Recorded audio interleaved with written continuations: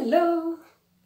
Aujourd'hui, j'ai envie de venir vous parler d'une expérience personnelle, comme bien souvent. J'aime bien venir vous partager mes prises de conscience, mes expériences personnelles qui m'apportent beaucoup.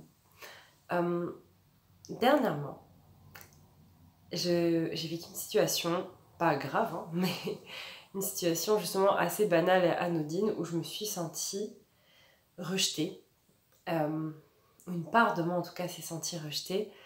Et il s'est avéré qu'il s'est passé quelque chose de très intéressant. Contrairement à, comme tous les êtres humains, comme bien souvent, au lieu de partir dans le mental, de me dire oui, je me suis sentie rejetée, enfin, à vraiment être dans ma blessure en fait. Et ce qui est ok, on est tous et toutes dans nos blessures. Il n'y a pas de but à atteindre ou de niveau. Je pense que là j'ai vécu ça comme ça, mais je le vivrai peut-être pas tout le temps comme ça, mais je trouve ça intéressant de vous partager. Là en fait j'avais l'impression vraiment, il y avait cette part de moi là, mon mental, mon ego, ma part humaine qui était en train de se sentir rejetée, qui était en train de dire oui mais pourtant j'ai fait de mon mieux, mais j'étais rejetée, enfin voilà. Et en fait il y avait ça et en même temps j'observais, j'ai pris du recul. Et j'observais, et il y avait cette part de moi qui est beaucoup plus grande, qui, elle, voit le tableau en entier. On peut appeler ça son soi supérieur. Moi, je dis souvent higher self. Je trouve ça sonne bien. On peut appeler ça son âme, on peut appeler ça son esprit, on peut appeler ça tout. Comme ça vous chante.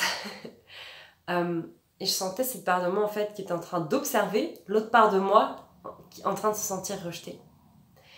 Du coup, c'est comme si j'étais sur les deux tableaux en même temps et je voyais ma part humaine en train de se sentir rejetée. Et j'ai vu plusieurs choses. Déjà, je me suis dit, ok, je peux être la mère aimante de mon ego et de mon mental. Je peux les apaiser et les remercier, leur dire que tout va bien, leur dire que peu importe ce qu'ils ressentent, ils sont 100% de leur valeur, ils méritent d'avoir de l'amour. Vraiment cette idée d'être son propre parent, son propre père, sa propre mère aimante envers cette part de nous qui se sent rejetée, abandonnée, trahie, blessée, en colère, triste, frustrée, tout ce que vous voulez. Et vraiment d'avoir ce recul, cette conscience et cette bienveillance, cette compassion envers soi-même. C'était tellement bien à ressentir. Et aussi en continuant donc de dézoomer, parce que souvent quand on vit quelque chose comme ça, on est la tête dans le guidon, là on est fou, ce qui est normal. Et en continuant de dézoomer, en apportant de l'amour, je me suis rendu compte à quel point, mais en vrai, j'ai pas du tout été rejetée dans cette situation. C'est mon filtre, c'est mes blessures, c'est mon passé, c'est mon ego, c'est mon mental, c'est mon humain, mon humaine, ma partie humaine qui s'est sentie rejetée. Mais en vrai, est-ce qu'on est vraiment rejeté ? Moi, je pense c'est une vision en fait, c'est une blessure, c'est quelque chose qui est à l'intérieur de nous. Mais moi je pense qu'on n'est jamais rejeté en fait. Que c'est des quiproquos, que c'est des... Mais je pense qu'on n'est jamais vraiment rejeté. Et quand j'ai pris conscience de ça, je me suis dit waouh. En fait, toutes ces fois où je me suis sentie... Là, j'utilise vraiment le rejet parce que... Enfin, je parle vraiment du rejet parce que c'est vraiment ce que j'ai ressenti, mais ça peut être plein d'autres sensations, sentiments, émotions. Et vraiment, je me suis dit, waouh, pour toutes les fois, je me suis sentie rejetée. Et c'est ok. J'ai de la compassion pour ça. J'ai même de la gratitude pour ça, parce que c'est des parts de moi.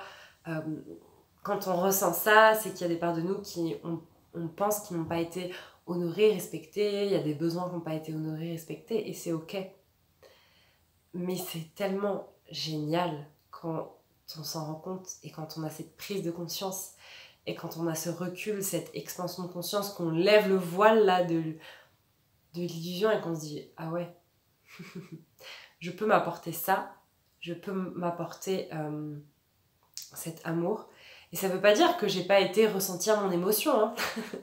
Attention, je me suis bien autorisée à ressentir ma tristesse, à ressentir ma frustration, ma colère, je me suis pas empêchée de ressentir mon émotion.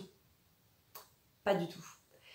Mais une fois que l'émotion était ressentie, ça m'a... En fait, le fait que je me suis permis de ressentir mon émotion sans bloquer, à me dire non, faut pas que je ressente ça, ou alors à partir en mode, on dit souvent le système nerveux en mode fight or flight, combat ou fuite, juste à être là et à le ressentir, être en présence de cette émotion. Il n'y a pas besoin de changer quoi que ce soit à ce moment-là. Et comme je me suis autorisée à la ressentir pleinement, sans me juger ou quoi que ce soit, c'est comme ça que j'ai pu, je pense, accéder à cet autre état de conscience, à ce truc où j'ai dézoomé en fait.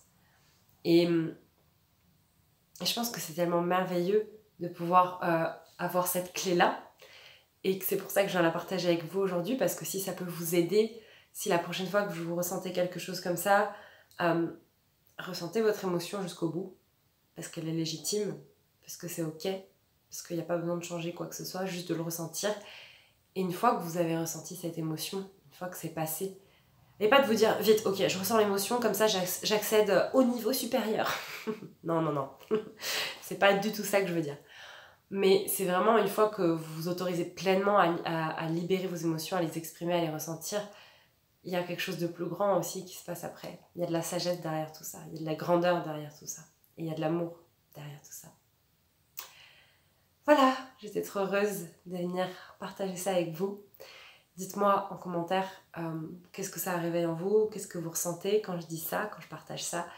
Ce serait un plaisir de vous lire. À bientôt!